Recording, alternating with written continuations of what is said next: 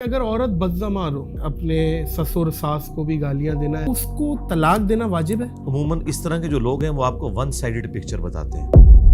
وہ جو ساس اور سسر اس بیوی کے ماں باپ کے بارے میں جو کچھ مغلظات بکتے ہیں، اس کا فیڈ بیک جب آپ کو ملے تو آپ کو پتا چلے گا کہ جواب اسی کا دیا جا رہا ہے. اچھا، دجال نکلے گا. ایک روایت ملتی ہے حضرت تمیم داری کی. کون سا ایسا جزیرہ ہے جو کہ دنیا سے غائب ہے؟ ساحل ندیم صاحب بولتے ہیں کوئی پورٹل کھلے گا. قرآن و سنت کے ساتھ تباہ آزمائی کرنا ہم تو اسے جائز نہیں سمجھتے.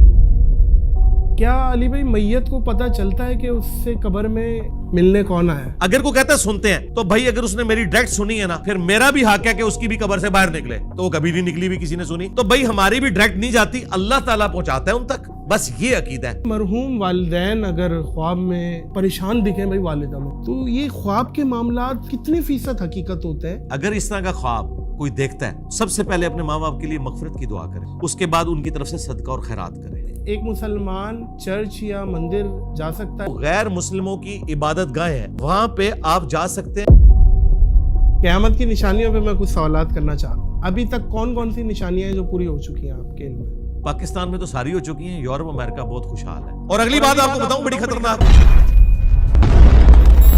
السلام علیکم معزز خواتین و حضرات، میں ہوں ناظر علی. علمی دلائل سے دیتے ہیں بہترین جواب. بہت ہی کمال کے آدمی ہیں آپ انجینئر صاحب. جزاک اللہ خیر.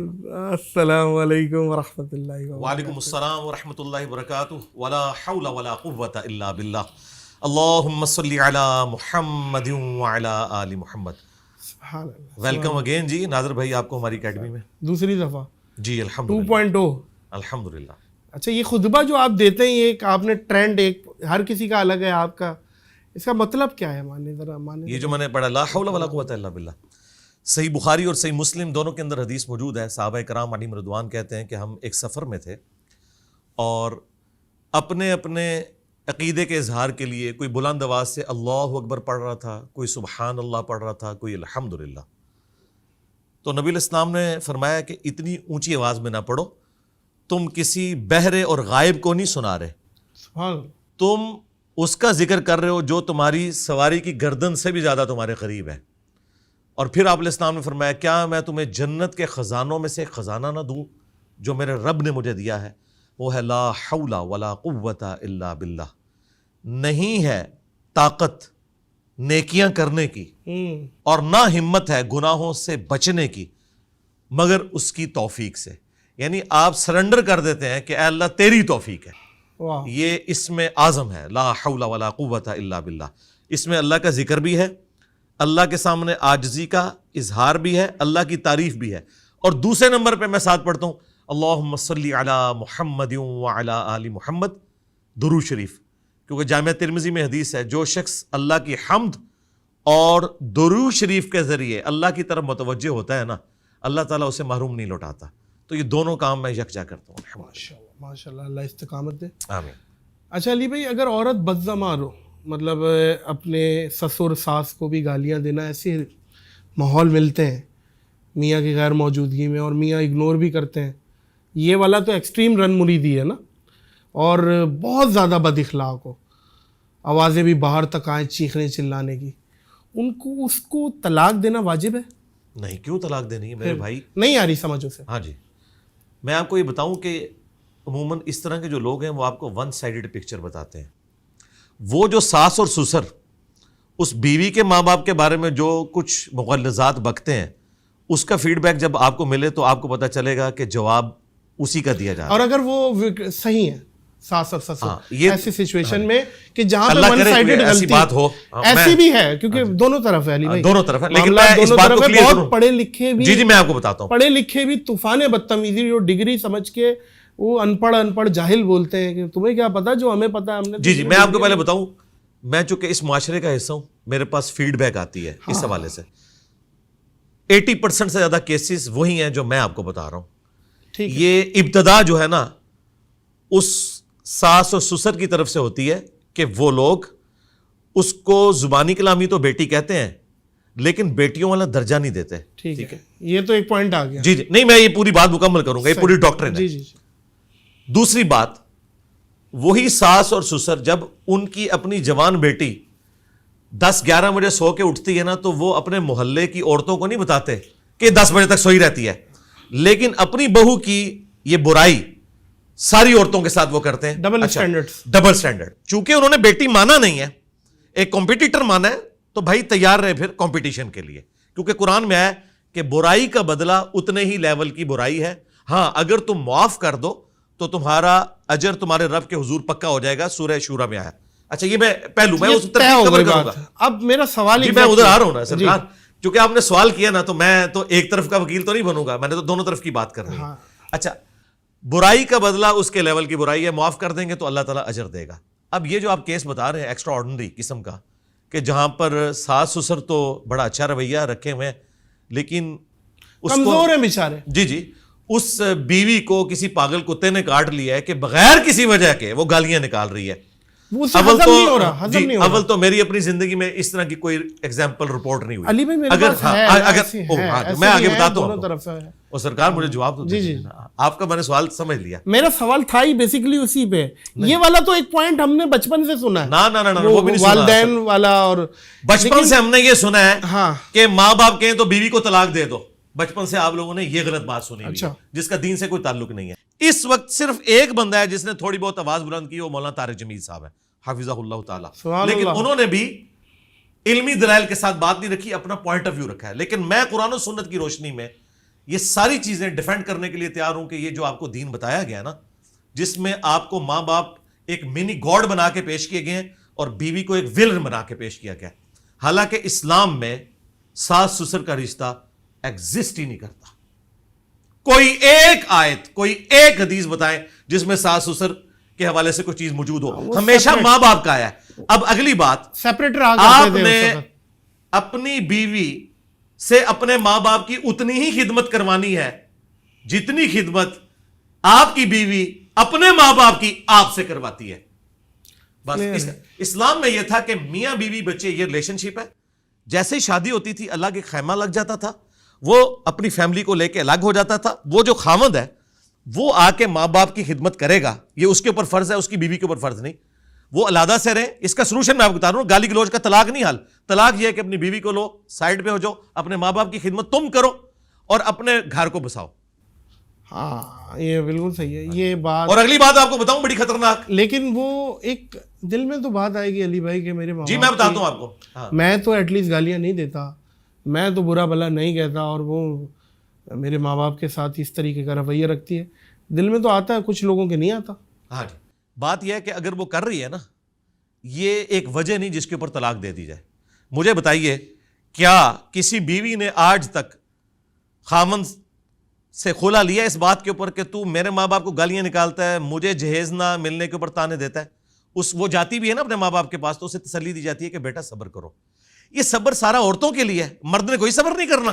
اچھا اور اگلی بات سنیں, وہ بیویاں جو پوری زندگی ساس سسر کی خدمت کرتی ہیں نا, ہمیشہ گالیاں کھاتی ہیں الا ماشاء اللہ. اور وہ بیویاں جو اپنے خاوندوں کو لے کر سائڈ پہ ہو جاتی ہیں, وہ ساس سسر بھی خوش رہتے ہیں ان سے, کیونکہ ان کے ساتھ انٹریکشن نہیں ہوتا, ان کی کوئی چیز سٹیک پہ نہیں لگی ہوتی. یہ پریکٹیکل ریالٹی ہے. یہ جو آپ کیس بتا رہے ہیں نا, یہ کوئی ایک ایکسٹرا آرڈنری کیس ہے. ایک مسلمان چرچ یا مندر جا سکتا ہے اگرچہ اس کا کوئی دوست ہو, اور وہ دعوت دے کہ آپ ایک دفعہ آؤ اور دیکھنے کی نیت سے کہ بھئی کیا ہو رہا ہے, کیا کرتے ہیں, ان کی ٹریڈیشن کیا ہے.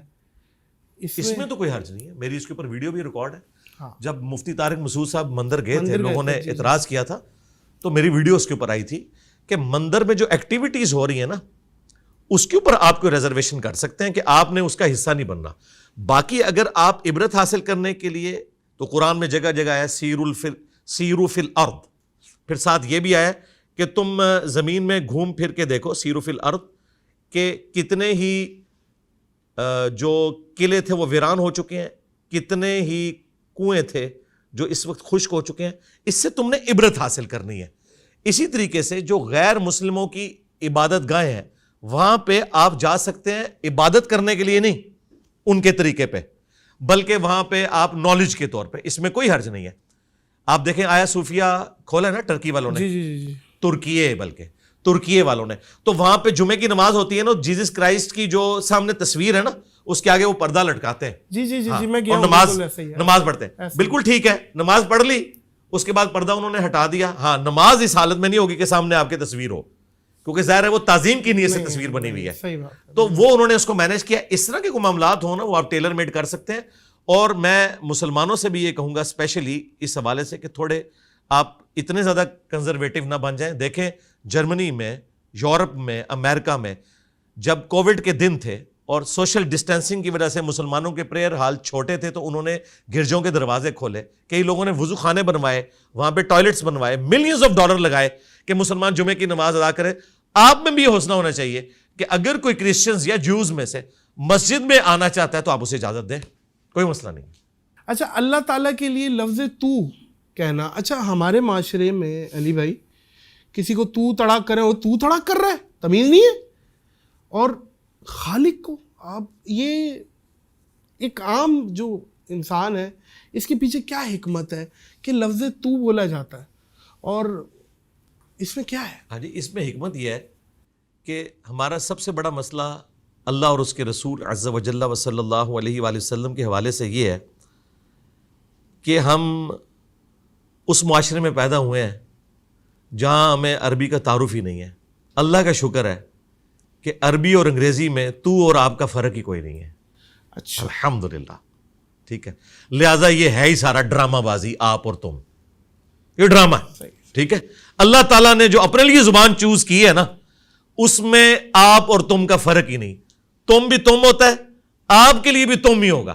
ٹھیک ہے, مانے جی, مانے اس کے وہی رہیں گے. لیکن آپ ذرا ایک سرکار اردو نا, جی جی, ہم اردو اسلام کی نہیں بات کر رہے, ہم اسلام کی بات کر رہے ہیں.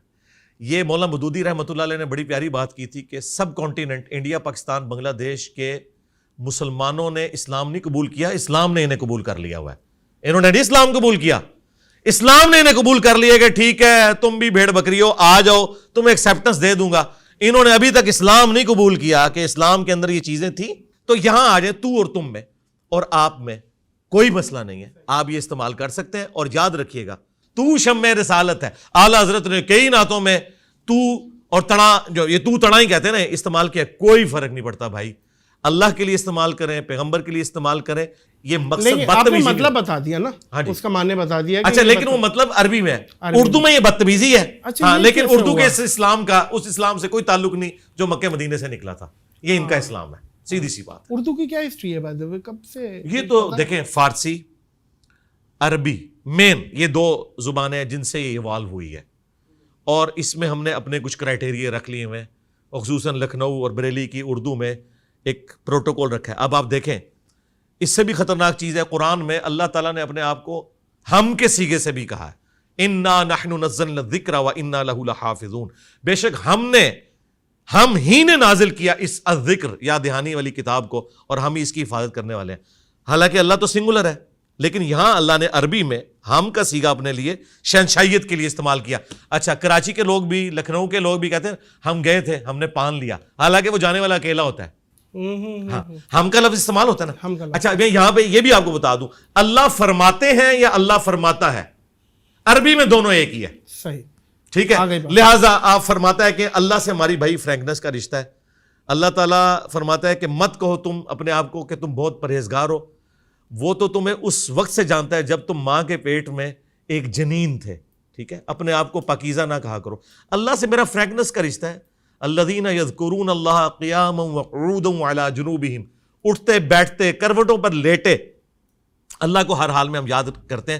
اللہ سے تو ہمارے جسم کا بھی پردہ نہیں ہے. قرآن میں آیا کہ جب تم اپنے لحاف میں اپنے آپ کو چھپائے رکھتے ہو نا, اللہ تعالیٰ اس وقت بھی تمہیں دیکھ رہا ہوتا ہے. اللہ سے تمہارا کوئی پردہ نہیں. لہٰذا اللہ سے فرینکنس کا رشتہ ہے, اور وہ فرینکنس کا رشتہ آپ سے ڈیولپ نہیں ہوتا, تم سے ہوتا ہے. کیا بات. ہاں بالکل. اچھا علی بھائی, میرا فیوریٹ ٹاپکوں میں سے ہے, قیامت کی نشانیوں پہ میں کچھ سوالات کرنا چاہ رہا ہوں. ابھی تک کون کون سی نشانیاں ہیں جو پوری ہو چکی ہیں آپ کے علم میں؟ میں اس کا جواب آپ کے سٹائل میں دیتا ہوں. پاکستان میں تو ساری ہو چکی ہیں, یورپ امریکہ بہت خوشحال ہے. ٹھیک ہے, یہ تو ہو گیا ایک لائٹر موڈ میں. قیامت کی جو سب سے بڑی نشانی پوری ہوئی ہے نا, وہ نبی الاسلام کا دنیا میں آنا ہے. صحیح مسلم میں حدیث ہے, میں اور قیامت اس طرح ساتھ بھیجے گئے ہیں جس طرح یہ دو انگلیاں. اوکے, کیونکہ نبی الاسلام آخر الزمان ہے, خاتم النبیین ہے, آپ کے بعد اب کوئی پیغمبر نہیں آئے گا. سبحان اللہ. آپ دیکھیں ہزاروں لاکھوں سال کی ہسٹری میں آخری شخصیت ہے جن سے اللہ تعالیٰ نے کلام کیا ہے. تو اس کا مطلب ہے یہ کائنات اب کنکلوڈ ہو رہی ہے. اب یہ کنکلوڈ, بھئی لاکھوں سال کی کائنات کو کنکلوڈ ہونے میں بھی ہزاروں سال چاہیے نا. تو سب سے بڑی نشانی نبی الاسلام کی دنیا میں تشریف آوری. دوسری بڑی نشانی جو قرآن پاک میں سورۃ القمر کے سٹارٹ میں آئی اور بخاری مسلم میں حدیث ہے, وہ چاند کا 2 ٹکڑے ہونا. یہ وہ نشانی ہے جو پوری ہو چکی ہوئی ہے. ٹھیک ہے. اس میں بھی الفاظ ہیں, ہاں شق القمر ہو گیا, قریب آ گئی قیامت, اور چاند ہو گیا 2 ٹکڑے. ٹھیک ٹھیک ہے نا. یہ قیامت کی نشانیوں میں سے. باقی یہ جو قیامت کی نشانیاں جو ہمارے ماڈرن اسکالرس پوری کرنے کی کوشش کر رہے ہیں پچھلے 40-50 سال سے, اینڈ آف دی ٹائم کی سیریز چل ہاں رہی جی ہاں جی, ہیں. قرب قیامت کی جو نشانیاں صرف ہمیں بتائی گئی ہیں, ان کا پورا ہونے کا جو ایئر ہے وہ ہمیں نہیں بتایا گیا. ہمارے نزدیک جو بڑی بڑی نشانیاں پوری ہوئی ہیں وہ یہ ہیں. اس کے بعد پھر بخاری مسلم میں ہے کہ عرب کی سرزمین کے اندر جو بلڈنگز کا بننا, پتلی پتلی لمبی لمبی عمارتیں, یہ ہے. اچھا اچھا. پھر اس کے بعد عورت اپنی مالکن کو جنم دے گی. اب یہ لٹریچر کی زبان میں بات ہو رہی تھی کہ یعنی جو عورت اپنی مالکن کو, ہاں یعنی اس کے گھر نہیں, اس کے گھر جو بیٹی پیدا ہوگی نا, ایک معنی تو یہ ہے کہ اس کے گھر جو بیٹی پیدا ہو رہی ہے نا, وہ اپنی ماں کے ساتھ ویسا سلوک کرے گی جیسے ایک مالکن اپنی ملازمہ کے ساتھ کرتی ہے. اور یہ تو ہمیں پاکستان میں قیامت کی نشانی, بیٹیاں ماؤں کو ذلیل کریں گی, ذلیل کر رہی ہیں جی. لیکن اس کو اس انداز میں کہا گیا, ٹھیک ہے نا. لٹریچر کی زبان میں اسی طریقے سے بات ہوتی ہے, کیونکہ جب آپ بات کنوے کرتے ہیں پھر اسی طریقے سے. تو یہ نشانی پوری ہوئی ہے. باقی تو جو یہ نشانیاں جنگوں کے اعتبار سے ہیں, اس میں قیامت کی نشانیاں تو نہیں, لیکن نبی علیہ السلام نے اپنی وفات کے بعد جن جنگوں کی پریڈکشن کی تھی, چاہے وہ تاتاریوں کے ساتھ ہماری جنگیں ہوں, رومن اور پرشین امپائر, لیکن ان میں قیامت کی نشانی کا ذکر نہیں ہے. آپ نے بتایا تھا کہ میرے بعد ایسا ہوگا. قیامت کی جو نشانیاں پوری ہوئی ہیں نا بڑی بڑی, وہ تو یہی ہیں. باقی یہ جو ہر تیسرے چوتھے دن غزوہ ہند بنا کے بیٹھے ہوتے ہیں, بھائی غزوہ ہند ہونا ہے بالکل قرب قیامت میں. صحیح ہے. اس کا اس جہاد کے ساتھ کوئی لینا دینا نہیں ہے جو یہاں اتنے, اس کا انڈیا پاکستان سے کوئی تعلق نہیں ہے. نہیں, کیا پتا اس وقت انڈیا پاکستان اس طریقے سے ایگزسٹ کرتے بھی ہیں کہ نہیں, کیونکہ اس میں الفاظ ہیں سنن نسائی میں کہ جب مسلمان ہند میں یہ معاملہ کریں گے نا تو پھر ندا دی جائے گی کہ دجال نکل چکا ہے. صحیح ہے. ٹھیک ہے. یہ دجال جب نکلے گا نا, یہ اس وقت غزوہ ہند ہونا ہے. یہ تو میرے بھائی ہمارے پرانے بزرگ بھی جو سومناتھ پہ بھی حملے کرتے رہے, انہوں نے بھی غزوہ ہند بنایا ہوا تھا. اچھا, دجال نکلے گا, ایک روایت ملتی ہے حضرت تمیم داری کی, جی ہاں جی, کہ کشتی کے تھپیڑے, صحیح مسلم کی ہے کہ 1 مہینے بعد انہیں ایک ساحل پہ ان کی کشتی ٹکرائی, اس کے بعد جساسا والی حدیث, اور میں اندر جاؤ دجال جکڑا ہوا ہے. اچھا ایک بات بتائیں علی بھائی, آج کے دور میں 2023 میں موجود ہے, سیٹلائٹ کا دور ہے اور ترقیوں کا دور ہے, کون سا ایسا جزیرہ ہے جو کہ دنیا سے غائب ہے؟ کیا وہ جزوی طور پہ حضرت تمیم داری کو دکھا دی گئی تھی؟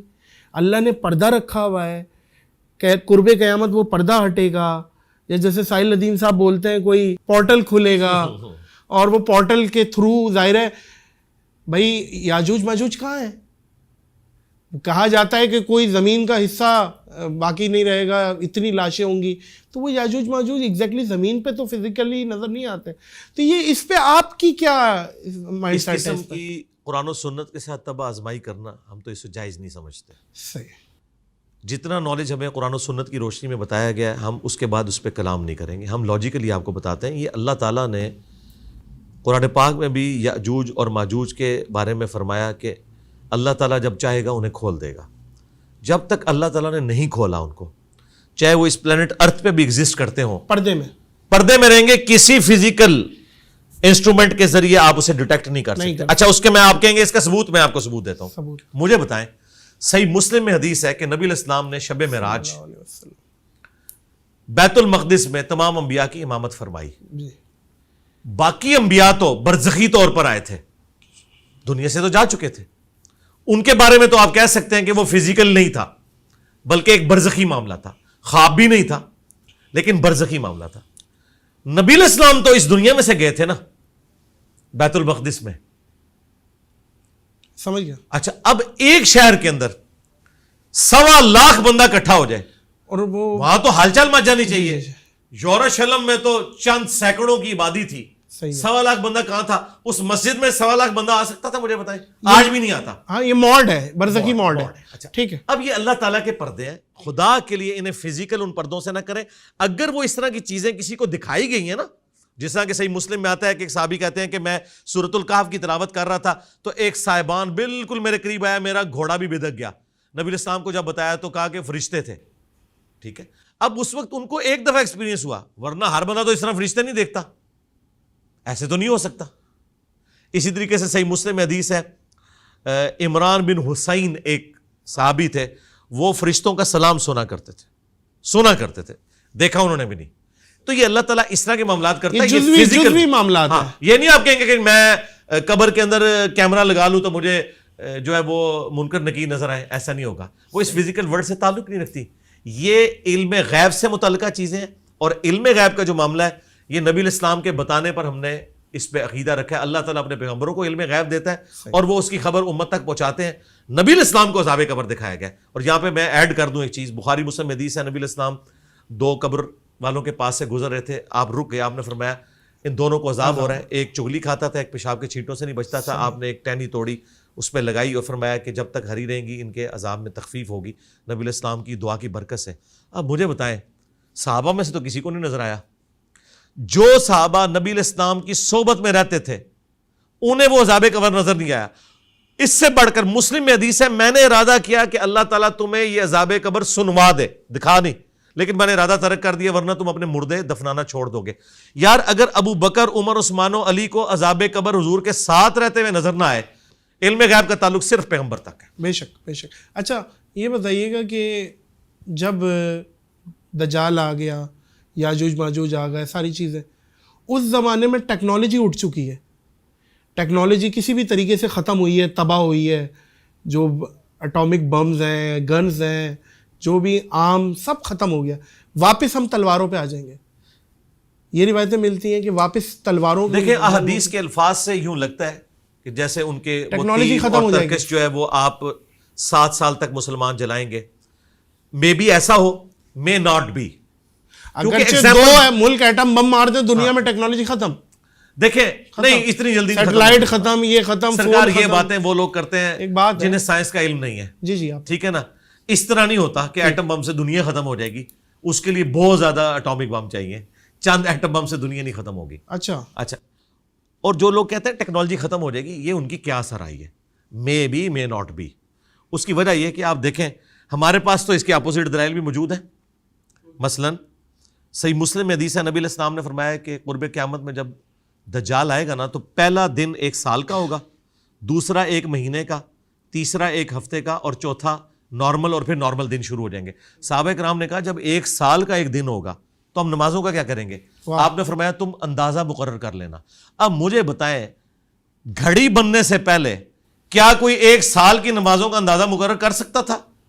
لیکن آج گھڑی کی برکت سے ہم 24 گھنٹے کا دن رات کرتے ہیں, سورج افق کے الانگ یوں چلتا ہے, آپ عشاء کی نماز پڑھ رہے ہوتے ہیں. ٹھیک ہے, تو بات یہ ہے کہ اس طرح کے ورڈکٹس دینا کہ یہ ہو جائے گا وہ ہو جائے گا, بھائی جب تک ہوتا نہیں ہے ہم کوئی رائے نہیں قائم کر سکتے. اور میں آپ کو ایک اور بات بتاؤں, جو صحیح مسلم میں قتل دجال والی حدیث ہے, اس میں الفاظ ہیں کہ حضرت عیسیٰ ابن مریم کے سانس سے وہ پگھلے گا, اور عیسیٰ ابن مریم مقام لد پہ اسے قتل کریں گے.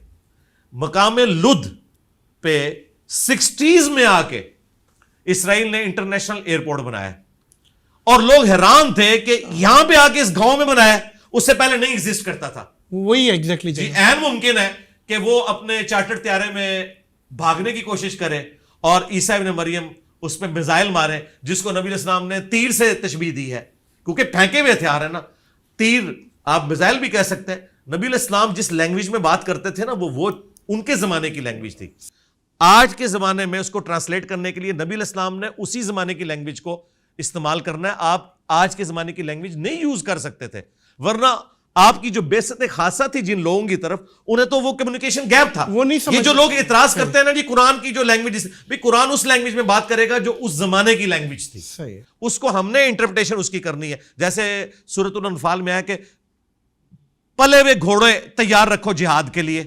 اب مجھے بتاؤ کہ اس سے کیا ہم یہ رزلٹ نہیں نکالیں گے کہ ہم نے جدید اسلحہ تیار رکھنا ہے؟ اچھا، سورۃ الانفال میں اللہ تعالیٰ نے فرمایا کہ پلے ہوئے گھوڑے تیار رکھو جہاد اور قتال کے لیے. تو اس کو آج کے دور میں آپ یہ ٹرانسلیٹ کریں گے کہ آپ نے جدید اسلحہ تیار رکھنا ہے. اب اس زمانے میں تو یہی لینگویج تھی. بخاری مسلم میں حدیث ہے، آگاہ ہو جاؤ طاقت پھینکے ہوئے ہتھیاروں میں ہے، آگاہ ہو جاؤ طاقت پھینکے ہوئے ہتھیاروں میں ہے. تو سرکار منگولوں نے اتنی بڑی امپائر پھینکے ہوئے ہتھیاروں سے کی ہے. وہ تیر انہوں نے ڈیزائن کیے تھے. یہ تیر کے جو ماڈرن ڈیزائن ہے نا، یہ انہوں نے کیے تھے جو ٹیڑھے نہیں ہوتے تھے. اس کے پیچھے آپ نے دیکھا انہوں نے ونگز لگائے ہوتے ہیں، اس کی وجہ سے وہ ادھر ادھر نہیں جاتے.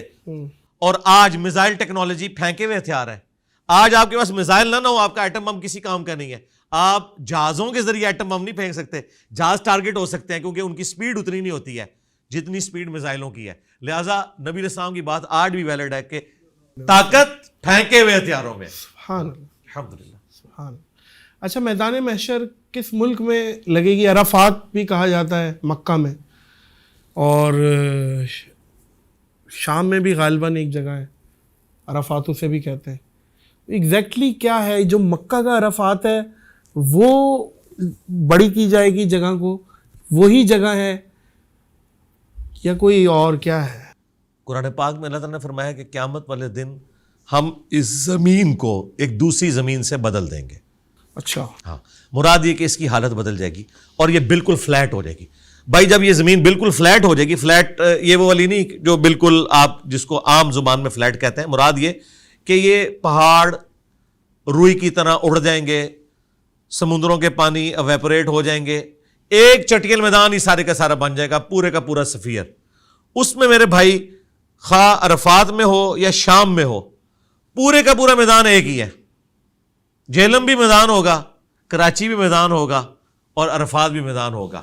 صرف عرفات کے اندر تو پوری انسانیت نہیں آ سکتی، ظاہر ہے انسانی ہسٹری میں. ہاں، اس کو ایک مرضی پوائنٹ کے طور پہ بتایا گیا، باقی ظاہر ہے یہ پوری زمین ہے.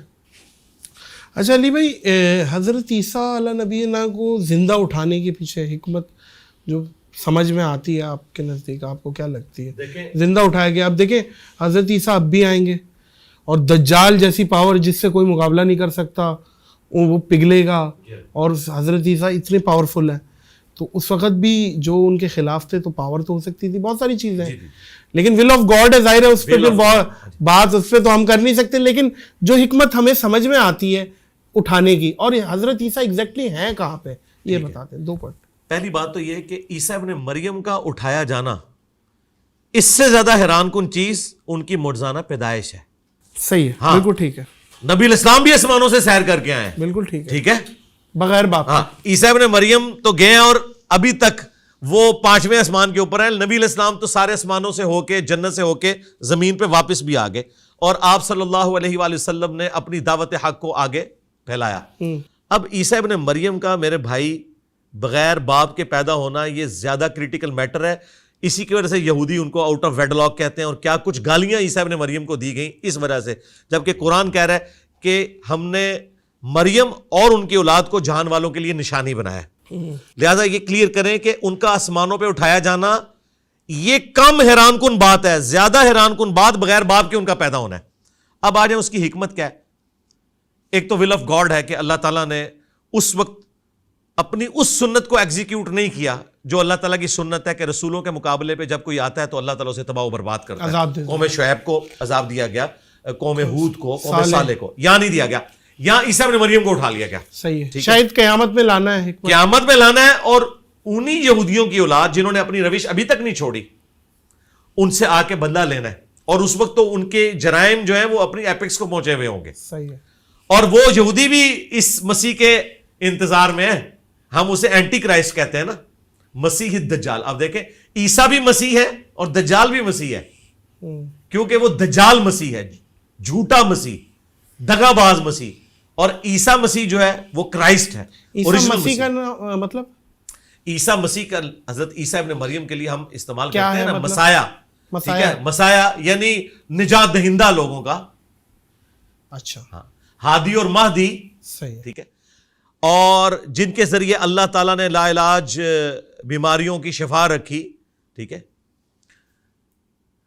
اب عیسیٰ ابن مریم علیہ السلام وہ سچے مسیح ہیں اور دجال جھوٹا مسیح ہے. یہودیوں کو یہ پتا تھا, کبھی کوئی پیغمبر اس حالت میں دنیا سے نہیں گیا کہ وہ آنے والے پیغمبر کی خبر نہ دے.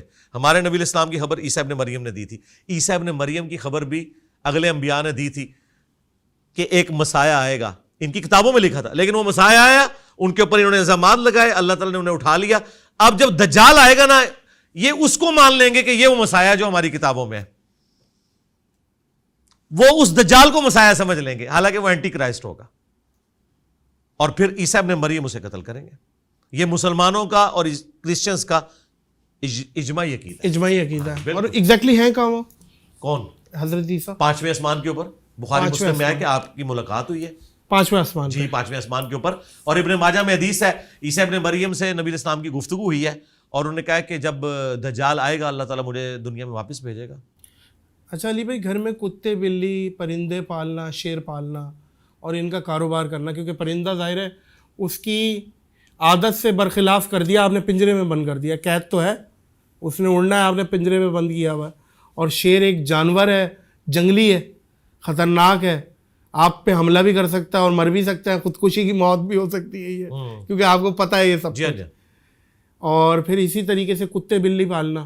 بلیوں کا اکثر لوگ بہت, ہر تیسرا چوتھا گھر مجھے لگتا ہے کہ بلی ایٹ لیسٹ پرشین کیٹ پالی ہوئی ہوتی ہے. اس پہ ان کو پالنا اور ان کا بزنس کیسا ہے؟ بلی پالنا ہے نا, یہ تو بالکل درست ہے, اس کے اوپر کسی کا بھی کوئی اختلاف نہیں ہے. بلکہ صحیح مسلم میں حدیث ہے کہ یہ بلی چونکہ اکثر تمہارے گھر آتی جاتی ہے, اس کا تھوک بھی پاک ہے. اچھا. ہاں جی, بلی اگر آپ کے کھانے پینے کی چیز میں یا برتن میں منہ مار دے تو وہ پاک ہے. یہ صحیح مسلم کے اندر حدیث موجود ہے. اچھا, اب رہ گیا کتا, اس کا تو تھوک ناپاک ہے, وہ تو بخاری مسلم میں ہے کہ آپ نے 7 دفعہ برتن کو دھونا ہے.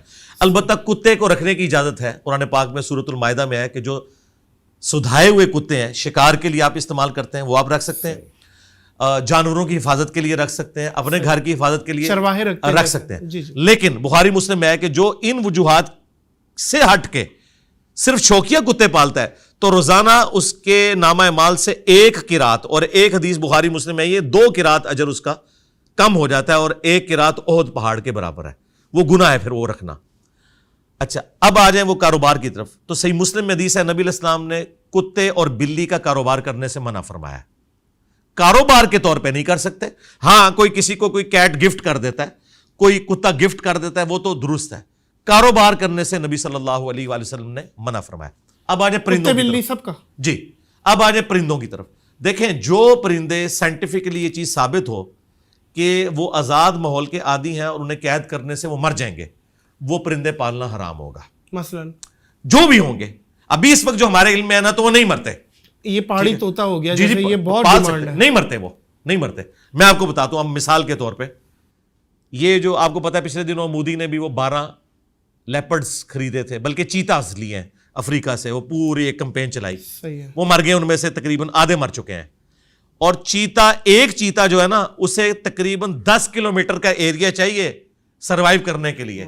اس سے بھی کام ہوگا تو مر جائے گا. تو اس طرح کی چیز آپ پنجرے میں نہیں پال سکتے. اچھا, شیر کے بارے میں ہمارا ایکسپیرینس ہے کہ اسے آپ پنجرے میں رکھیں, اس کو کوئی فرق نہیں پڑتا. اس کو آپ گوشت کھلاتے رہیں, وہ زندہ رہتا ہے, اس کی زندگی میں کوئی فرق نہیں پڑتا. شیر آپ ٹھیک ہے پنجرے میں اگر شوقیہ پالنا چاہتے ہیں, لیکن وہ تمام پریکاشنز جو ہیں, یہ نہ ہو جس طرح یہ اگلے دن وہ ایک شیر کسی سے چھڑوا کے رسی یا اس کی وہ زنجیر نکل گیا اور وہ خطرہ بن گیا. حالانکہ پاکستان میں قانون بنا ہے کہ آپ نے شیر کو اگر علاج کے لیے بھی موو کرنا ہے نا, تو پورے پروٹوکول کے اندر وہ ہوگا, سیکیورٹی سارے میئرز لیے جائیں گے. تو وہ جانور جو قید کرنے سے مر سکتے ہیں اور وہ آزاد ہی رہنا چاہتے ہیں, باقی تو آپ ہر جانور کو کہیں. اب میں آپ کو بتاؤں, گائے جو ہے جو آپ پالتے ہیں یہ بھی آزاد پھرتی ہیں, مرغے بھی ہیں جنگلوں کے اندر رہ رہے ہیں, تو آپ ان کو حرام کہتے ہیں کہ نہیں. وہ صرف جانور حرام ہوگا جو واقعی پالنے سے مر سکتا ہے. اور اگر آپ اس کی خوراک پوری کر رہے ہیں, مثلا طوطے ہیں, یہ بھی آزاد ہیں, لیکن طوطے ہم نے دیکھے لوگوں کے پاس, لوگوں کے بوڑھے مر جاتے ہیں, طوطے پھر بھی زندہ رہتے ہیں. اتنی لمبی لمبی عمروں کے طوطے لوگوں نے پالے ہوئے, ٹھیک ہے, تو طوطے بھی آپ پالیں, کوئی مسئلہ نہیں ہے. البتہ یہ حدیث یاد رکھیں, بخاری مسلم دونوں میں حدیث ہے, ایک نیک عورت تھی, اس نے ایک بلی کو قید کر دیا اور وہ کھانا پینا اس کا چھوٹ گیا, وہ مر گئی. نبی الاسلام نے فرمایا وہ جہنم میں ہے, ایک صرف بلی کے قتل کی وجہ سے.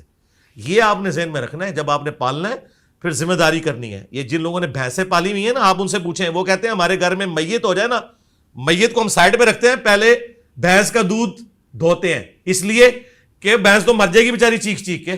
ان کے گھر میں میت بھی رکھی ہوئی ہو نا, وہ اس سے عہدہ برا نہیں ہو سکتے. اچھا جی ظاہر ہے, کیا کریں گے, بھینس تو دودھ دے گی.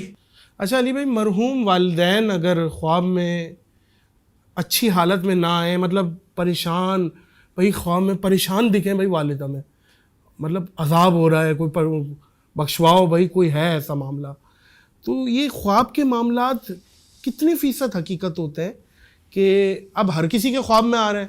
کوئی خواب کی تعبیر کی کتابیں تو گھر پہ ہیں نہیں کہ وہ نکالیں وہاں سے, تو کیا ہے اس کا معاملہ؟ خواب میں دیکھ لیا بھائی پریشان ہے, بھائی وہ میت پہ عذاب ہو رہا ہے, may be may not be, اس کی وجہ یہ ہے کہ بخاری مسلم میں حدیث ہے کہ خواب 3 قسم کے ہیں, اللہ کی طرف سے, شیطان کی طرف سے, اور نفس کی طرف سے بھی ہو سکتا ہے کہ آپ نے کوئی چیز سوچی اور وہ آپ کو نظر آ گئی. لیکن بخاری مسلم میں حدیث ہے جب برا خواب دیکھو نا تو بائیں طرف 3 دفعہ تھوک دو, یعنی فزیکلی نہیں تھوکنا, صرف اپنے منہ کے ذریعے. برا خواب دیکھو, برا خواب دیکھو. اچھا اب یہ جو اس قسم کے, اعوذ باللہ من الشیطان الرجیم پڑھ لیں. اچھا اب اس قسم کے جو خواب ہے نا, ان میں اسٹریٹ اوے اگر اس طرح کا خواب کوئی دیکھتا ہے, سب سے پہلے اپنے ماں باپ کے لیے مغفرت کی دعا کرے, صحیح, اس کے بعد ان کی طرف سے صدقہ اور خیرات کرے. صحیح, یہ بہت ضروری ہے, یہ حق ہے ماں باپ کیا, تمام مسلمانوں کا.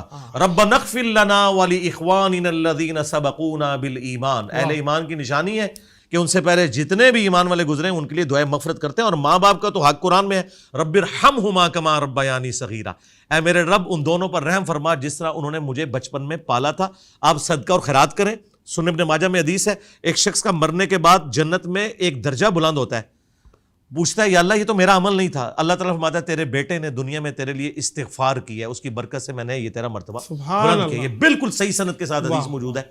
اور نبی الاسلام کے مبارک زمانے میں سعد ابن عبادہ جو خزرج کے سردار تھے, وہ کہتے ہیں کہ میں سفر پہ تھا, پیچھے سے میری والدہ فوت ہو گئی, یا رسول اللہ مجھے بڑا قلق ہے, میں جنازے میں بھی شامل نہیں ہو سکا, میں چاہتا ہوں ان کی طرف سے کوئی ایسا کام کروں کہ انہیں ثواب ملے, تو کیا میں ان کی طرف سے کنواں کھدواؤں تو انہیں ثواب پہنچے گا؟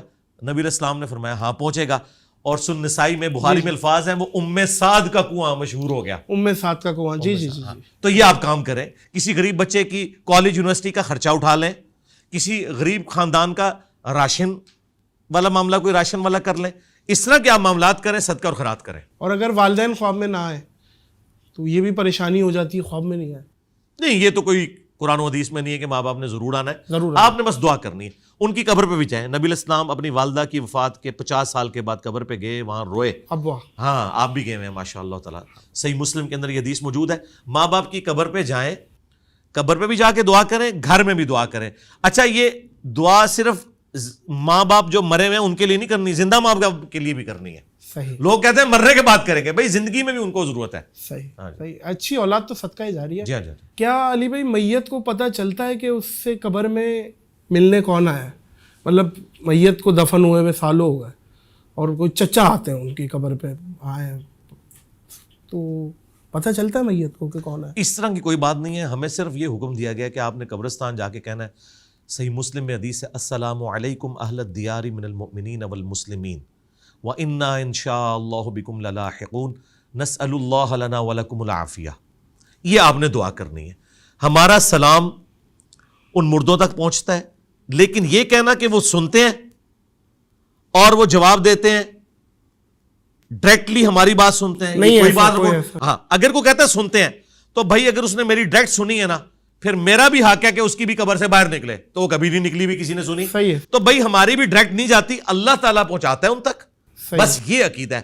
وہ بخاری مسلم میں حدیث ہے کہ جب تم پڑھو گے السلام علیک ایھا النبی ورحمۃ اللہ وبرکاتہ السلام علینا وعلی عباد اللہ الصالحین, تو زمین و اسمان میں ہر بندے تک تمہارا سلام اللہ تعالیٰ پہنچا دے گا.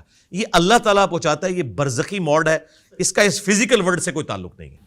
اچھا اسی میں کتے یا بلی روتے ہیں تو ایک یہ بھی کلچر ہے کہ بھئی کوئی مرنے والا ہے, کوئی منوسیت ہونے والی ہے, گدھا بول رہا ہے, تو اس پہ کیا ہے, اس پہ کیا کرنا ہے شرعی معاملات میں؟ گدھے کے بارے میں تو الگ سے حدیث موجود ہے. ہاں جی, وہ تو حدیث موجود ہے کہ آپ نے اعوذ باللہ من الشیطان الرجیم پڑھنا ہے, لا حول ولا قوت الا باللہ پڑھنا ہے.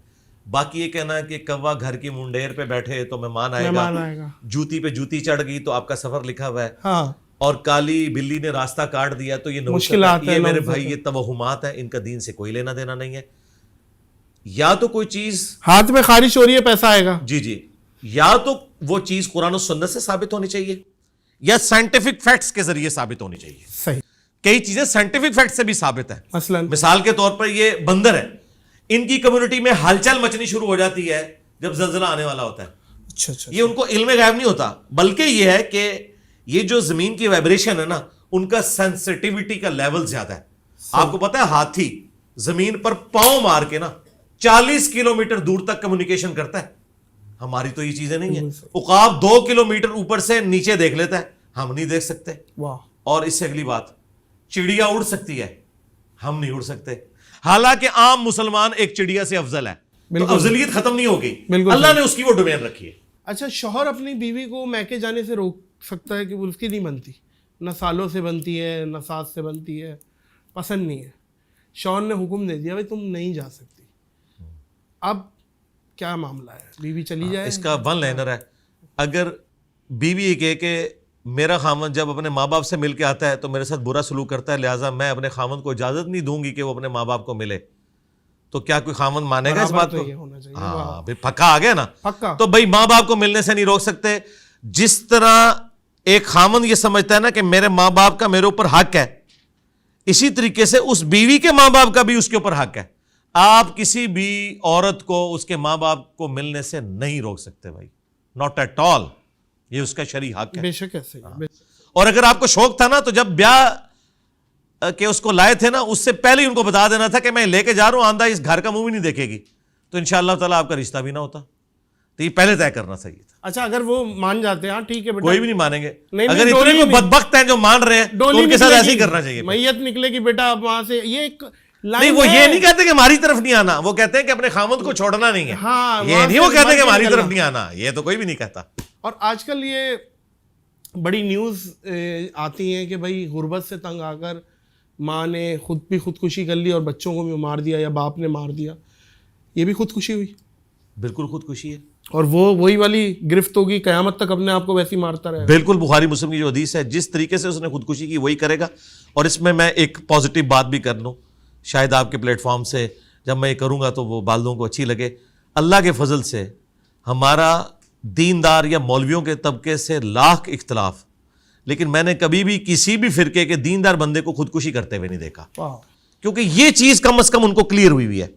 جس طرح آپ دیکھیں کہ صحابہ کرام علیہم رضوان میں ہر طرح کے لوگ تھے, لیکن ایک جرم ایسا ہے جو کسی صحابی نے نہیں کیا کہ رسول اللہ کے اوپر کوئی جھوٹی حدیث باندھے, کیونکہ انہیں پتا تھا یہ گناہ معاف نہیں ہونا.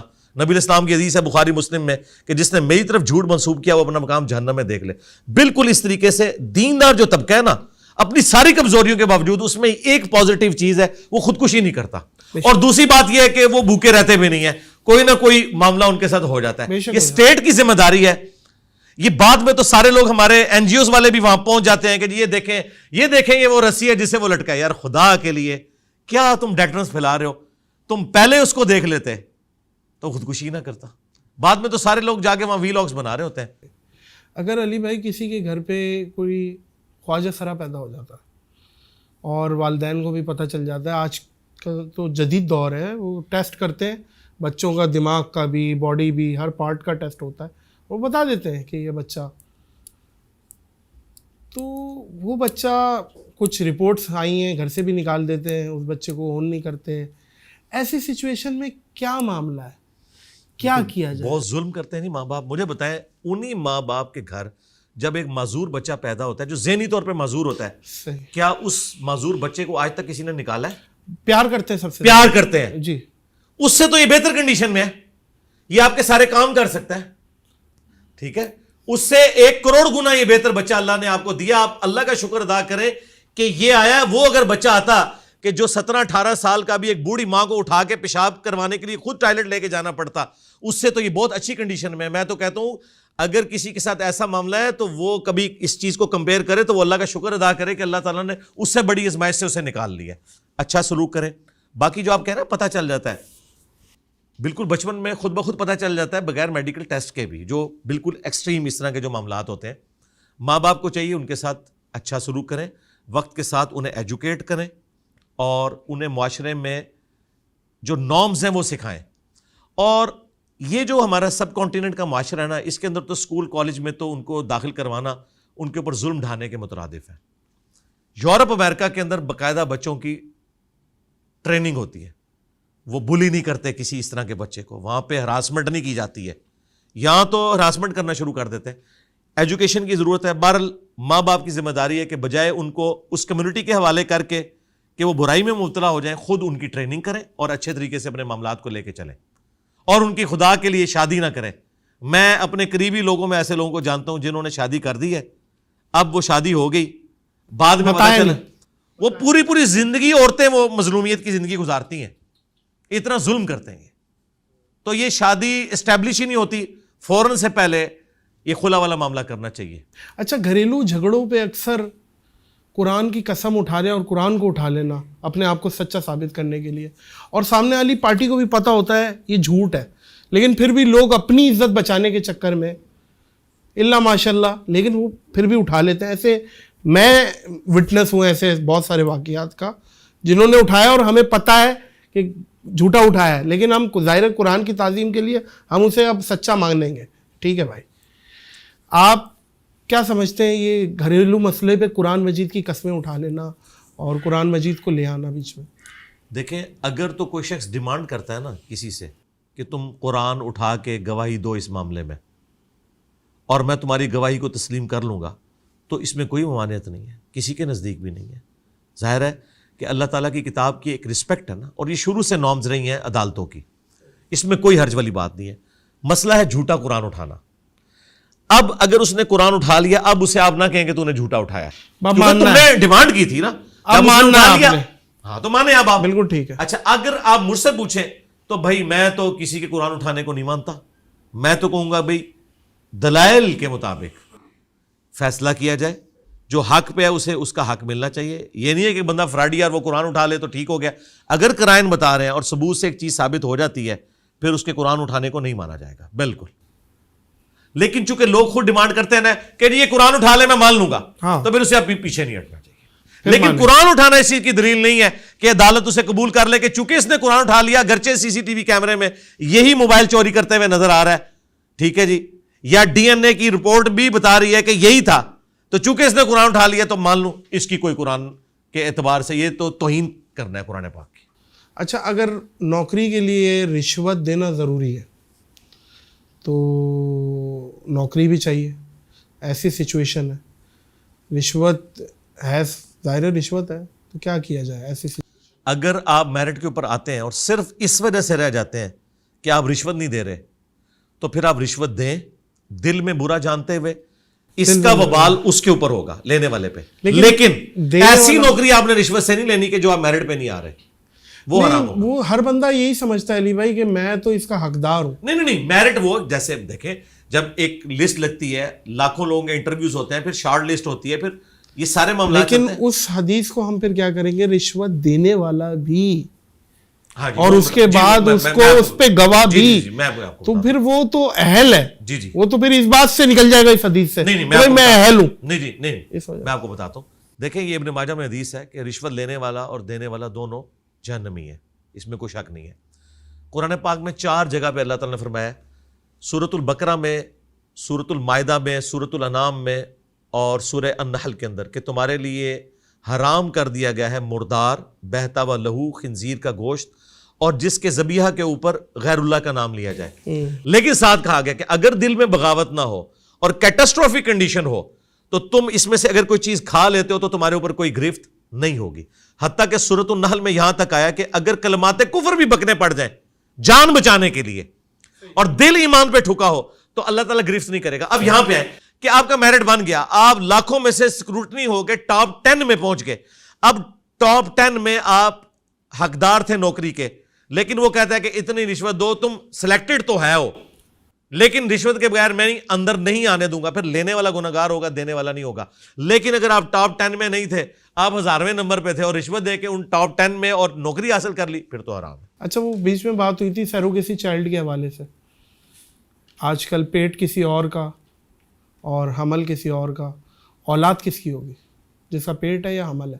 دیکھیں اسلام میں تو اس چیز کی کوئی اجازت نہیں ہے سوائے اس کے کہ وہ مرد و عورت کے علاوہ کوئی تیسرا انوالو نہ ہو, نہ مرد کی طرف سے نہ عورت کی طرف سے. یہ تو ہو سکتا ہے کہ مرد و عورت کا اس طرح کا جو ملاپ ہے کسی مشین کے اندر کوئی معاملہ ایسا کیا جائے, IVF کہتے ہیں اور وہ ساری کوئی اور معاملہ نہ ہو ٹھیک ہے تو پھر جائز ہے. اور یہ جو میں آپ کو مسئلہ بتا رہا ہوں اسی کے اوپر تمام کا اتفاق ہے, اجماع امت ہے. بالکل اس کے اوپر اتفاق ہے. ٹھیک ہے. سیروگیسی چائلڈ کس کا بچہ ہوگا؟ اب جس کے پیٹ میں یا جس کا حمل ہے؟ دیکھیں اس کیس میں تو نبی الاسلام کی جو حدیث ہے بخاری مسلم میں کہ بیٹا یا بیٹی اولاد اس کی ہے جس کے بستر پہ پیدا ہوگی. صحیح ہے, جس بس کے یہ پیٹ ایک جنرل حدیث ہے. یعنی آؤٹ آف ویڈلاک بھی کوئی پیدا ہوا ہے نا, جس مرد کے بستر پہ پیدا ہوا ہے نا وہ اس کا باپ شمار کیا جائے گا. صحیح صحیح بالکل ٹھیک. چاہے DNA سے ثابت ہو جائے کسی اور کا ہے, کیونکہ دنیا کا نظام اس طرح چل نہیں سکتا نا, ظاہر کے اوپر چلنا ہوگا. اچھا علی بھائی, جو لوگ حج عمرہ کرنے جاتے ہیں اور سلپ ہو جاتے ہیں, خرگوش ہو جانا وہاں کی ایک اصطلاح ہے, خرگوش ہو گئے بھائی, چھپ گئے خرگوشوں کی طرح, اور پھر ظاہر ہے وہ کما بھی رہے اور ہزاروں کی تعداد میں ہیں وہاں پہ. ظاہر ہے سعودی گورنمنٹ کے لیے بھی ایک ٹارگٹ ہے ان کو ڈھونڈنا نکالنا, بلکہ وہ کبھی کبھی ایک ایسی آفرز نکال دیتی ہے کہ بھائی جتنے بھی خرگوش چھپے ہوئے وہ آ جائیں, ہم معاف کر دیں گے اور پاکستان چلے جائیں, ہم کچھ نہیں کریں گے. اس طریقے کا میرا خود ایک بڑے قریبی رشتہ دار پہنچا, وہ 2 سال اس نے کمایا بھی, گھر میں بھی پیسہ بھیجا. اب ایسی سچویشن میں اس کا وہ مال حلال ہے حرام ہے؟ مال کو تو حرام نہیں کہہ سکتے. وجہ اس کی وجہ یہ ہے کہ اگر وہ وہاں پر حلال طریقے سے کما رہا ہے تو اس کو حرام کہنے کا ہمارے پاس کوئی دلیل قرآن و سنت سے موجود نہیں ہے. البتہ آپ صرف اس ایکٹیویٹی کے اوپر بات کر سکتے ہیں جو وہ چھپ گیا. اس کو آپ مثال سے سمجھیں, ایک بندے نے چھری چوری کی, ہاں جی, لیکن اس نے مرغی بسم اللہ اللہ اکبر کہہ کے ذبح کی اس چھری سے, اس مرغی کو آپ حرام نہیں کہہ سکتے بھائی. واہ واہ واہ. ہاں اس نے وہ مرغی سنت کے مطابق ذبح کی, ہاں وہ چھری چوری کرنا ایک جز تھا, اس جرم کو جرم کہا جائے. اگلی بات, خوبصورت بات, یہ جب سے یہ کنٹریز کی باؤنڈریز بنی ہے نا, اس کی جہاں فائدے ہیں نا وہاں پہ انسانیت کے لیے نقصان اتنا بڑا ہے کہ انسان ہجرت نہیں کر سکتا. ایک بات ایڈ کر لوں پھر یہ اس کے بعد, احرام پہن کے, کیونکہ مطاف میں اب جانے بھی نہیں دیتے عمرے والوں کو, کیونکہ حجر اسود کا بوسہ لینا اور وہ چیزیں طواف کرنا لوگوں کی خواہش ہوتی ہے مطاف میں, تو وہ ایسی فیک احرام باندھ لیتے ہیں, اس کو بھی اسی میں کنٹینیو کر دیں. ہاں جی, بات یہ کہ جب سے کنٹریز کی باؤنڈریز بنی ہے نا, جہاں اس کے فائدے ہوئے نا, سب سے بڑا نقصان یہ ہوا ہے کہ انسان ہجرت نہیں کر سکتا. اتنی ریسٹرکشنز لگا دی ہوئی ہیں دوسرے ملکوں نے کہ ایک شخص اگر کہیں رزق کمانے کے لیے جانا چاہتا ہے وہ اسے روک دیتے ہیں. پہلے ایسا نہیں ہوا کرتا تھا, لوگ ہجرت کیا کرتے تھے, پوری فیملیز پورے قبائل ٹریول کرتے تھے. لیکن چونکہ ماڈرن ایج کے اندر ہم ان معاہدوں کے اندر بندھے ہوئے ہیں, ان کی پاسداری تو ضرور کرنی چاہیے, لیکن ان آسودہ حال ملکوں کو بھی دیکھنا چاہیے کہ ایک تو یہ ہے کہ یہ غریب ملک فوجیں بنا کے آپ کے اوپر چڑھ دوڑیں اور آپ سے یہ آپ کا مال ہتھیار لیں. تو امیر ملکوں کا یہ کام ہے کہ وہ غریبوں کو پھر موقع دیں کہ وہاں پہ آ کے لوگ کمائی کر سکیں. اب آ جائیں آپ حج عمرے کی طرف. حج عمرے میں بھی یہ جو ریسٹرکشنز سعودی حکومت کی طرف سے لگائی گئی ہیں نا, یہ غیر شرعی ہیں. اسلام میں آپ کسی کو مکہ مدینے آنے سے روک نہیں سکتے جس کے پاس لا الہ الا اللہ محمد رسول اللہ کا پاسپورٹ موجود ہے. سبحان اللہ, بالکل نہیں روک سکتے. سورہ حج میں اللہ تعالیٰ نے واضح فرمایا کہ جو حرم ہے نا, حرم مکہ, یہ وہاں کے رہنے والوں کے لیے اور باقی سب آنے والوں کے لیے یکساں ہے. آپ کو خانہ کعبہ شریف مسجد حرام کے اندر کوئی شخص رہنے سے بھی نہیں روک سکتا. وہ اللہ کا گھر ہے. جس طرح آپ اپنے ماں باپ کے گھر جا کے رہ سکتے ہیں نا پورے ایک وثوق کے ساتھ, یہ خدا کا گھر ہے اور آپ کے پاس پاسپورٹ موجود ہے. سعودی حکومت کا یہ کہنا کہ اتنے لوگ حج کریں گے اس سے زیادہ نہیں کر سکتے, یہ بھی غیر اسلامی ہے. آج اپنی کیپیسٹی کے, جی میں آپ کو بتا رہا ہوں, کیپیسٹی نہیں, آج میں بتاتا ہوں جناب, میں انجینئر ہوں نا جی. ارے گدے کے ساتھ گدا لگا ہوا ہے, میں انجینئر ہوں. آج آپ امریکہ یورپ کے حوالے کریں, انہیں بتائیں گے ٹریڈ اپرچونٹی ہے, وہ کہیں گے اس سال کتنے آ رہے ہیں آپ کے 20 لاکھ, وہ کہیں گے اگلے سال 1 کروڑ لے آؤ, وہ آپ کو مینج کر کے بتائیں گے. یہ کوئی مشکل کام نہیں ہے, پیسہ لگائیں مینج کریں, ہو سکتا ہے. جن کے ذاتی کاروبار ہیں انہوں نے اتنی فرنچائزز دنیا میں نہیں کھولنی ہیں. آپ مثالیں دیتے ہیں جی, اتنے دنوں میں یہ ہوا جی, چائنا نے جی 2 ہفتے کے اندر اتنے بیڈز کا ہاسپٹل بنا دیا. کیوں بنایا؟ ہاں, سعودیہ ہوتا تو ان سے تو نہیں بننا تھا بھائی, نہیں بنتا بنواؤ. تمہیں اللہ نے ریسورسز اس لیے دیے تھے, اور صحرا ہے, خالی ہے اچھا, بہت. اور میں آپ کو بتاؤں دنیا میں لاکھوں لوگوں کا حج ان کی وجہ سے رہ رہا ہے. وہ بےچارے پیسے جوڑتے ہیں, وہ کہتے ہیں اگلے سال آؤ, اگلے سال 5 لاکھ بانٹ جاتا ہے, وہ بےچارے کر نہیں سکتے. یہ کام بالکل نہیں ہونا چاہیے, آپ رکھیں. اب آئیں وہ جو آپ نے کہا کہ طواف کعبہ میں احرام پہن کے, جی بالکل احرام پہن کے کریں. احرام آپ احرام کی نیت کے بغیر بھی 2 چادروں میں پھیر سکتے ہیں. نبی علیہ السلام کا عمومی لباس ہی 2 چادریں تھا. یہ صرف احرام کی حالت میں نہیں, نبی علیہ السلام نے جامعہ ترمذی ابو داؤد میں موجود ہے, نبی علیہ السلام اس حال میں برآمد ہوئے کہ آپ نے گرین کلر کی تہمت اور گرین کلر کی اوپر چادر اوڑھی ہوئی تھی. اس طریقے سے بخاری مسلم میں آپ کو وائٹ کلر کی بھی ملے گی. یہ نبی علیہ السلام کا عمومی لباس تھا, کرتا یا چادر اور نیچے تہمت. لہٰذا یہ جو احرام ہے نا, احرام اس وقت اپلائی ہوگا جب آپ نیت کریں گے عمرے کی, پھر اس کی پابندیاں ہوں گی. ورنہ عام حالت میں اگر آپ احرام کے ساتھ چلے گئے اندر اس لیے کہ وہ طواف کعبہ وہاں کرنے دیں گے, یہ آپ کا رائٹ ہے. یہ سعودی حکومت کا یہ کام نہیں ہے کہ لوگوں کو یہ مجبور کرے کہ بھئی تم نے دوسری بلڈنگ کے اوپر جانا ہے, فلاں تیسری بلڈنگ کے اوپر جانا ہے. یہ ریسٹرکشن اسلام میں بالکل نہیں ہے. آپ کیپیسٹی بڑھائیں.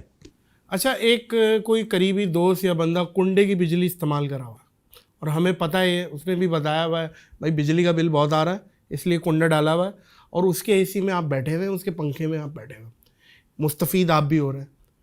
تو یہ کس زمرے میں آئے گا آپ کے حساب سے؟ کیونکہ وہ چوری کر رہا ہے اور آپ کو پتہ ہے یہ چوری ہے اور اس کی ٹھنڈک لے رہے ہیں آپ. دیکھیں, کسی ایک خاص موقع کے اوپر تو اس کے اوپر کوئی شرعی فتویٰ نہیں لگے گا, لیکن اگر آپ کو یہ سب کچھ پتہ ہے اور اس کے باوجود آپ مزہ لینے وہاں گئے ہیں پھر تو حرام ہے. لیکن اگر آپ صلہ رحمی کے لیے گئے کہ مثلاً آپ کا کام تھا, وہ آپ کی بہن کا گھر ہے, آپ اپنے بہنوئی کو ملنے گئے ہیں, اب آپ اس کو یہ نہیں کہہ سکتے کہ تو چرس کا کاروبار کرتا ہے, تو بینک کے اندر جاب کرتا ہے, تو نے تو کنڈا لگایا ہوا ہے. یہ معاملہ وہ اللہ تعالیٰ کو خود جواب دیا ہے, اس کا وبال اس کے اوپر ہوگا. لیکن اگر آپ وہاں چسکے کے لیے بیٹھتے ہیں کہ میں بھی ٹھنڈک لے کے یہاں بیٹھوں, 5 منٹ کے لیے آیا تھا, جی 5 منٹ کے لیے آیا تھا, لیکن میں 5 دن رہوں گا, چلو میں اپنی گرمیاں گزاروں, پھر تو بالکل حرام ہے. اور اس کو سپورٹیو حدیث ہے صحیح مسلم میں, گناہ وہ جو تیرے دل میں کھٹکے اور تو اس بات سے آر محسوس کرے کہ لوگ اس پر مطلع ہو جائیں گے. واہ, یہ گناہ کی ڈیفینیشن ہے. واہ, یہ اور یہ فارمولا چورس سیٹیں یہ سب پہ لگ رہی ہے, جی سب صرف چوری کے بجلی پہ نہیں لگ رہی, چوری کی گاڑی پہ, جی کوئی فراڈ کے مال پہ, بالکل, کوئی زمین ہتھیالی ہے, یہ ساری چیزوں قرآن میں واضح ہے وَتَعَاوَنُوا عَلَى الْبِرِّ وَالتَّقْوَى وَلَا تَعَاوَنُوا عَلَى الْإِثْمِ وَالْعُدْوَانِ. نیکی اور پرہیزگاری کے کاموں میں ایک دوسرے کی مدد کرو, برائی میں نہیں کرنی. عورتوں کا کار چلانا, بائک چلانا, آج کل رکشے بھی چلا رہی ہیں کمرشل, ہم نے دیکھا ہے پیچھے سواریاں بیٹھی, غیر محرم سارے بیٹھے ہوئے ہیں. اب وہ دیکھ بھی رہے ہیں, ظاہر ہے ہر بندے کا اپنا ایک کردار ہے, تو وہ لیکن بیچاری وہ مجبوراً چلا رہی ہے. ظاہر ہے عورت باہر نکلتی ہے, عورت, میرا ایک ذاتی ایک چیز ہے جو میں سمجھتا ہوں, عورت غیرت میں مرد سے زیادہ ہوتی ہے, لیکن وہ جب نکلتی ہے اس کی کوئی بہت زیادہ مجبوری ہے تب نکلی ہے بھائی وہ. تو ایسی سچویشن میں عورت کیا کرے؟ مطلب بائک گاڑی اور چیزیں چلانا, کیونکہ بائک پہ بھی تھوڑا سا کھلا بیٹھنا پڑتا ہے, تھوڑا مردوں کی طرح, یہ بھی بائک کے پیچھے لگ جاتی ہیں اس طرح کی بدتر. دیکھیں, پہلی تو بات میں آپ کی سیکنڈ کروں گا کہ عورت مرد سے غیرت میں زیادہ نہیں, بہت زیادہ ہوتی ہے, کوئی کمپیریزن ہی نہیں ہے. اللہ تعالیٰ نے اس کی نیچر میں رکھا ہے, اس کا نام ہی عورت ہے, پردے کی چیز. اللہ نہ کرے کہ ایسا کسی عورت کے اوپر مشکل وقت آئے کہ وہ رزق کمانے کے لیے باہر نکلے. اسلام میں تو عورت کی زندگی ایک ملکہ والی زندگی ہونی چاہیے, ملکہ والی زندگی. یہ معیشت کی ساری ذمہ داری مرد کے اوپر ہے. الرجال قوامون علی النساء, مرد حاکم ہے عورتوں پر بسبب اس کے کہ وہ ان کا سارا خرچہ اٹھاتے ہیں. اگر معذور ہو مرد اگر معذور ہو تو سب سے پہلے تو یہ ہے کہ وہ معذور شادی سے پہلے ہے یا بعد میں ہے؟ شادی کے بعد ہو گیا, ایکسیڈنٹ شادی کے بعد ہو گیا, پیرالائز ہو گیا. تو اس معاشرے کی ذمہ داری ہے, حکومت کی ذمہ داری ہے کہ اس کے ساتھ ایسے معاملات کرے, اس کا خرچہ لگائے. یہ جو لوگ اربوں سنبھالے بیٹھے ہوئے ہیں, ان کی زکوٰۃ کروڑوں میں بنتی ہے, 1 ارب پہ 2.5 کروڑ زکوٰۃ بنتی ہے. بالکل صحیح. یہ اس معاشرے کی ذمہ داریوں سے سپورٹ کرے. لیکن اگر عورت کو پھر بھی نکلنا پڑتا ہے تو وہ اپنے حجاب کا اہتمام کرے اور کسی ایسی جگہ پہ نہ جائے کہ جہاں اس کے ساتھ کوئی اس قسم کا مس ہیپ ہونے کا معاملہ ہے. کوشش کرے کہ ایسی جاب کرے جو عورتوں والی جاب ہو.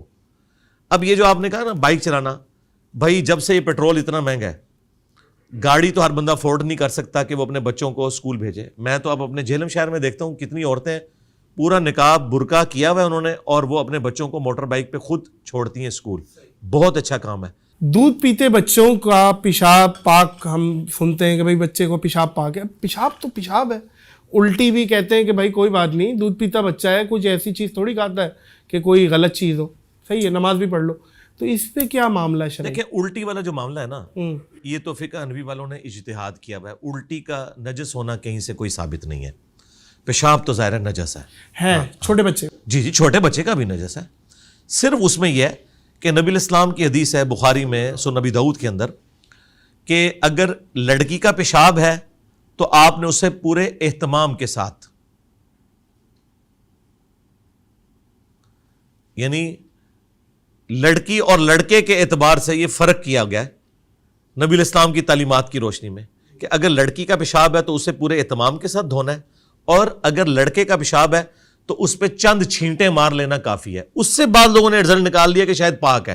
پاک نہیں ہے ناپاک, اس لیے پانی اس پہ آپ ڈال رہے ہیں. اور یاد رکھیے گا ابو داؤد ترمذی میں حدیث ہے کہ پانی کو کوئی چیز ناپاک نہیں کرتی. پانی ایک سمجھ لیں ایک ایسی چیز ہے جو کسی چیز پہ بھی آپ ڈالتے ہیں نا اس کو پاک کر دے گی, خود ناپاک نہیں ہوتا پانی. ٹھیک ہے, اس لیے اللہ تعالیٰ کہتا ہے میں نے آسمان سے پانی نازل کیا جو پاکیزہ ہے. علی بھائی کچھ لوگوں کو عادت ہوتی ہے الٹا سونے کی, وہ سوتے ہی ان کو نیند ہی الٹا آتی ہے, اور کچھ الگ الگ طریقے ہیں. کچھ یوں ہو کے سکڑ کے سوتے ہیں, کچھ لوگوں کو عادت ہوتی ہے. جیسے ایک سلمان خان ہے انڈیا میں, وہ بولتا ہے بھائی مجھے بیٹھ کے سونے کی عادت ہے, مجھے بیڈ سے زیادہ کمفرٹیبل, میں کسی اچھے صوفے پہ بیٹھ کے ٹیک لگا کے سو جاتا ہوں, اس میں مجھے زیادہ آسانی ہے.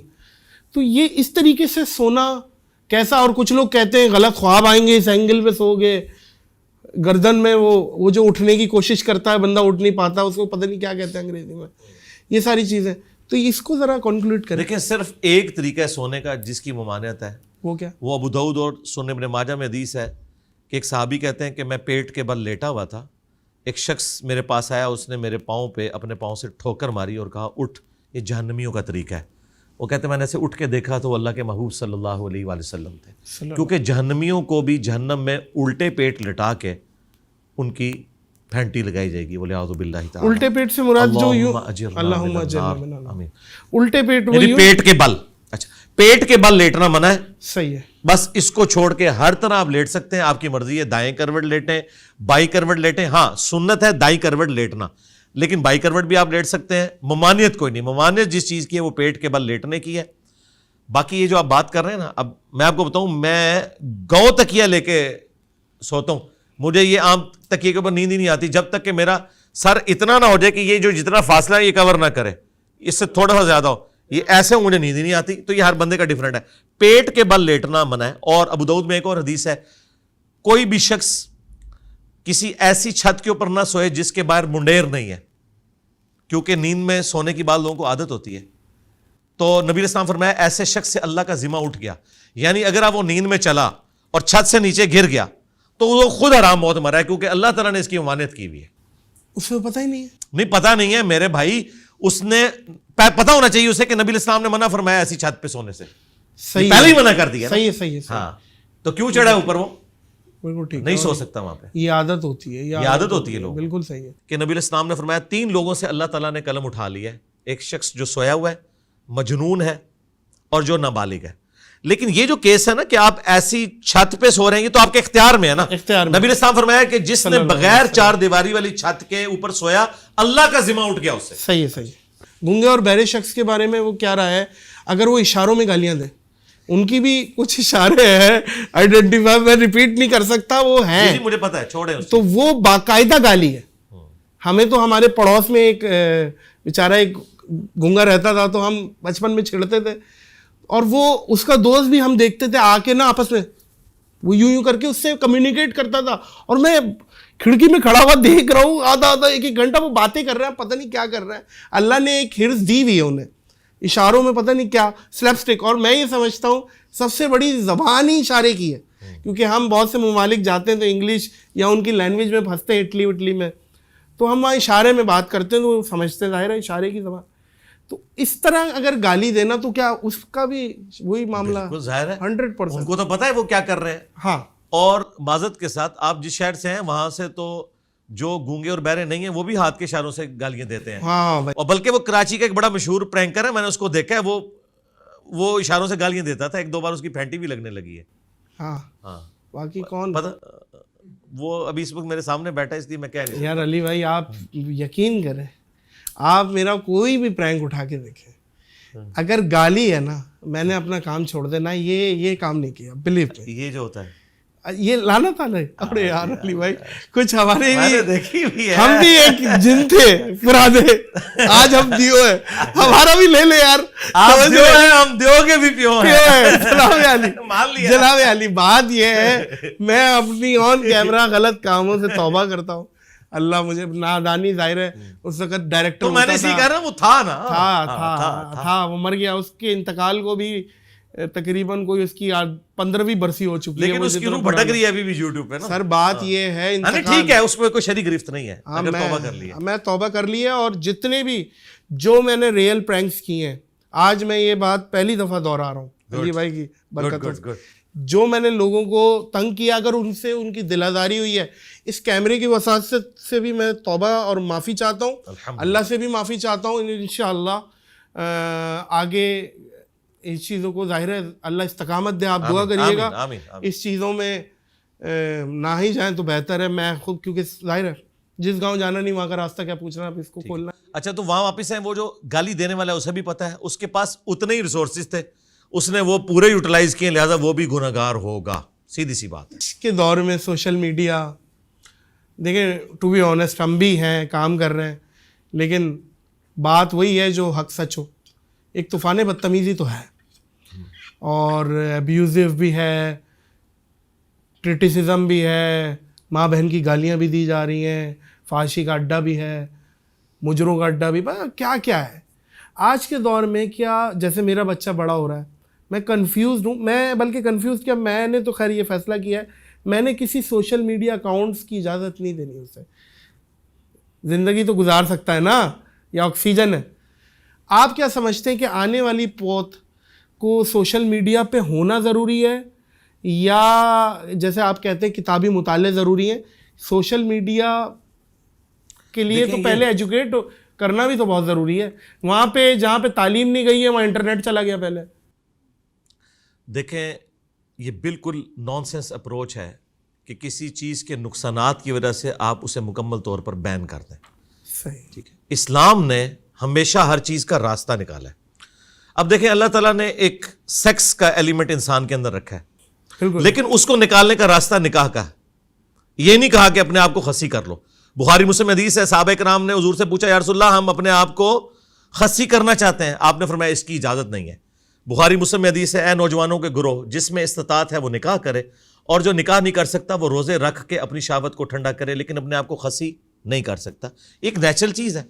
دنیا میں جتنی بھی اس قسم کی چینجز آتی ہیں ان کے اوپر شرعی فتویٰ لگانے کے لیے ضروری ہے کہ وہ 100% حرام ہو. مجھے بتائیں ٹی وی اس کا نیگیٹو یوز بھی ہو رہا ہے. دیکھیں ناک پہ مکھی بیٹھی ہے تو ناک تو نہیں کاٹنا آپ نے, مکھی کو اڑا رہا ہے. واہ واہ واہ. سوشل میڈیا اگر آپ سمجھتے ہیں اس میں کوئی گندگی ہے, ایک مثال میں بھی دے دوں. ہاں جی, اناڑی ڈرائیور نے مرسیڈیز ٹھوک دی تو ڈرائیور کی غلطی ہے, یہ بات تو ہے, لیکن بڑھتی جا رہی ہے, بہت زیادہ خرافات ہیں. سلطنت عثمانیہ کی تباہی کی سب سے بڑی وجہ یہ تھی کہ وہ جو جدید دور کے تقاضے تھے نا ان کا وہ خیال نہیں رکھ سکے. وہ اسی چکر میں پڑے رہے کہ یہ توپ کے گولے کے اندر سور کی چربی ڈلتی ہے, بس پتہ نہیں اس گولے کو انہوں نے نیچے رکھ کے نماز پڑھنی تھی, تو بس دیکھ لیں پھر آج تک ہم ذلت کاٹ رہے ہیں. تو اس طرح کی جو چیزیں ان کو دیکھنا چاہیے کہ میرے بھائی ہم یہ جو اتنا بڑا فتویٰ لگاتے ہیں کہ اس سے یہ کرنے دوں گا اور آپ کے کرنے سے رکنا کوئی نہیں. Forbidden fruits are always sweet, یہ انگریزی کا محاورہ ہے, منع کیے گئے فروٹ ہمیشہ میٹھے ہوتے ہیں. آپ نے ایجوکیٹ کرنا ہے کہ بھائی یہ غلط ہے یہ صحیح ہے, آپ نے یہ کرنا ہے اس سے بچنا ہے. ادروائز اگر آپ کیٹاگوریکل کر دیں گے نا تو آپ اپنے بچوں کو سائیکو کر لیں گے, وہ اس معاشرے میں چل ہی نہیں سکتے. جس طرح آج ہم کہتے ہیں تعلیم کے بغیر اس معاشرے کے اندر آپ ایک پڑھ لکھے طبقے کے اندر اپنی بات نہیں پہنچا سکتے. یہ تو آپ کی بیسک کیسے فلٹر کریں کہ وہ بچہ غلط چیز نہ دے. جی جس طرح آپ خود ہوئے ہیں فلٹر, آپ تو اب ایوالو ہو چکے ہیں نا, تو آپ خود سمجھ سکتے ہیں کہ میں نے اس کو کس طریقے سے کرنا ہے. یہ جو آپ بند کرنے والی بات کر رہے ہیں نا, میں نہیں کہہ رہا, میں اس کا حل اس کا یہی ہے نا کہ وقت کے ساتھ ساتھ انسان لرن کرتا ہے. میں کہہ رہا ہوں حل کیا, آنے والی پوت کیا انہیں بھی یوٹیوب کا اکاؤنٹ ایجوکیٹ کرنا ضروری ہے؟ جس طرح عامر خان نے یہ ایجوکیٹ کیا چھوٹے بچوں کو تارے زمین پر، جی اس نے ایجوکیٹ کیا، اس طرح ہمیں بھی ایجوکیٹ کرنا چاہیے.